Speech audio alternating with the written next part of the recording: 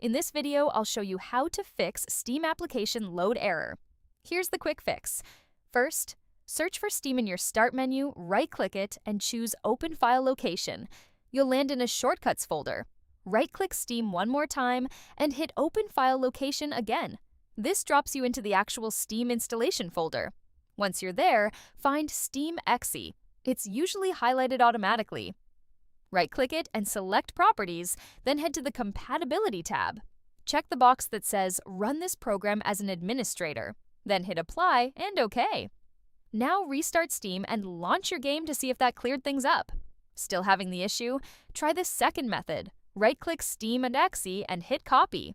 Next, go to the game that's throwing the error, right-click it, choose Properties, then Installed Files, and click Browse Local Files. This opens the game's install folder. Right-click anywhere in that empty space and hit Paste. This drops a copy of steam.exe right into the game's folder, which often resolves the error for good. That's it! If this fixed things for you, a like and a subscribe would mean a lot. Thanks for watching, and I'll catch you in the next one.